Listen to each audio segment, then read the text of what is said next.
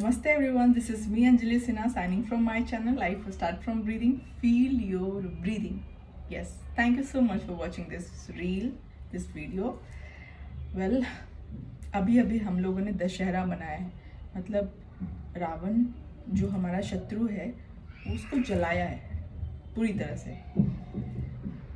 ये सब भक्ति मार्ग की सामग्री है, पर मैं ज्ञान मार्ग में हूँ तो भक्ति को और अच्छे से समझ के उसे सेलिब्रेट करती हूँ। तो इस बार आपने रावण मतलब अपने भीतर का जो रावण है, जैसे क्रोध, लोभ, मोह, अहंकार, ईर्ष्या, ये सब तो है ही, सब लोग जानते हैं। मौखिक रूप से ज्ञान हर किसी के पास है, पर प्रैक्टिकल में अगर देखा जाए तो मूलभूत हर चीज़ का निकल के आता है कि इस ज्ञान से, राजयोग जो बाबा ने सिखलाया है, उस ज्ञान से कि आप अपने आप को जैसे ही निराकार रूप में लेके जाते हो तो आपका ऑरा एक्सपैंड करता है, जैसे कि स्टार है, एंड वहाँ से फिर आप इस शरीर में अवतरित होते हो। तो this is how we understand कि बॉडी में होना इज़ अ ब्लेसिंग।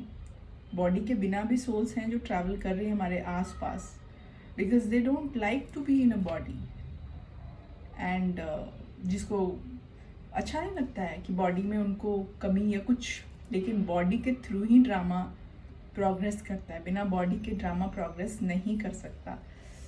तो मैंने जो इस साल रावण दहन किया उसमें बस इतना ही कि वो दुनिया, रावण की दुनिया अलग ही दुनिया है, जहाँ पे हर चीज़ बॉडी कॉन्शियस से शुरू होती है और बॉडी कॉन्शियस पे ख़त्म होता है। पर हमारी दुनिया जो बाबा ने बनाई है वो है सोल कॉन्शियस पे, स्मृति के आधार पे अपनी वृत्ति को हम चेंज कर रहे हैं। स्मृति के आधार पे अगर आपको क्या याद है, बीइंग एन एक्टर ऑल्सो हम सबसे पहले याद की ही बात करते हैं कि आप कितना याद कर सकते हो। अपने 24 घंटे में से अपने आप जो भी आपके द्वारा कर्म होते हैं, इवन जो आप बोल भी रहे हो तो वो बोल भी आपके कानों तक जा रहे हैं, आप सुन पा रहे हो, याद है क्या आपको? तो याद ही दया है।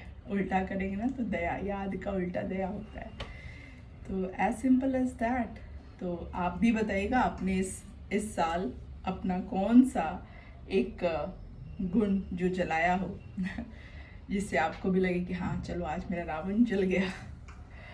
और आज की मुरली में हम लोगों ने, बाबा ने पढ़ा, बाबा ने बताया कि बहुत अच्छी पॉइंट थी। पता नहीं कितने लोगों ने इस चीज़ के बारे में विचार सागर मंथन किया या नहीं, पर मैंने किया तो समझ में आया। बाबा ने कहा है वरदान में कि अपने कपड़े में फिट होना बहुत सहज होता है। दूसरे का कपड़ा फिट होवे ना होवे, लेकिन अपने कपड़े में। अब इसका अर्थ बहुत गुह्य है। जैसे निराकारी स्वरूप में जब धरती पे हम पहली बार आए थे तो हमारा कपड़ा कौन सा था, मेल का था या फीमेल का था? मुझे तो याद है अपना। आप लोग भी अपना अपना बताइएगा कि आपका कपड़ा कौन सा था, मेल का था कि फीमेल का था? क्योंकि बहुत सहज होता है जिस कपड़े में आप ज़्यादा रहना पसंद करते हो।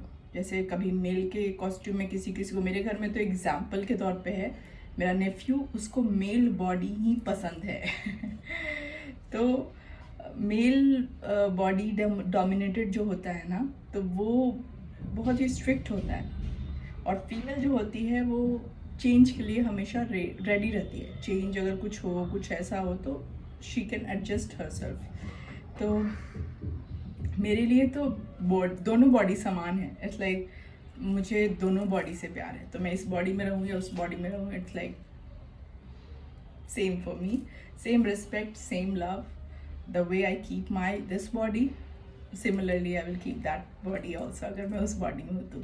लेकिन one thing at a time, मतलब एक समय पे आप एक ही शरीर में रह सकते हो। दोनों शरीर की स्मृतियाँ, संस्कार आप में भरे हो सकते हैं।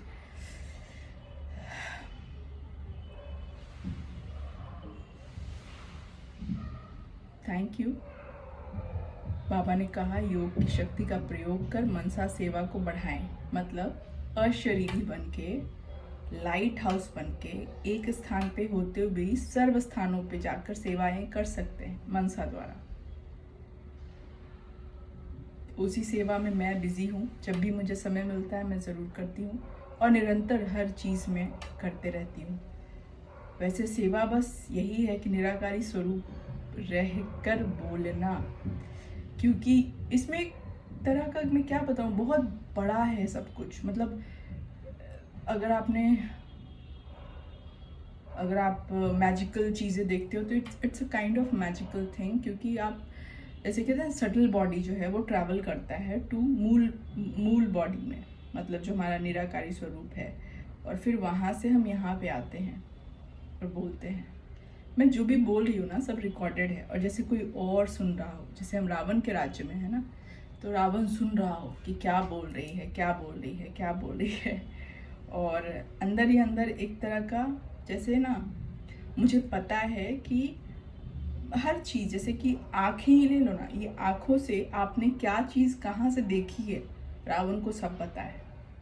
रावण वो ऐसा एक जिसको कहते हैं हेलमेट कह लो है, जिसको पता है कि यहाँ की चीज़ें जो भी है मटेरियल वर्ल्ड उसको पता है। तो उसी तरह से ये आँखें जो हैं ये क्या मेरी हैं कैसे कहें, जब हम इसे साध लेंगे, अर्थात जो मैं देखना चाहूँ बस वही देखूँ, बाकी के लिए आंखें बंद कर दूँ, जो नहीं चाहती वो नहीं देखूँ।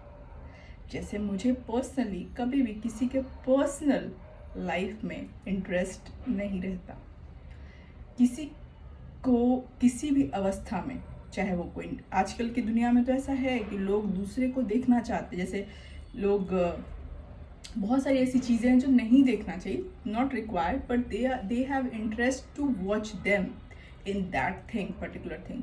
सो दीज थिंग एज लीकेज, मतलब वो बहुत डिप्लीटेड जो सोल होती है ना, वो ये सब लेवल का सोच या उनकी आँखें ये देखना चाहती हैं, but that's make me sick if I see some people like that, just make me like yeah, but I just close my eye and I just focus on inward, और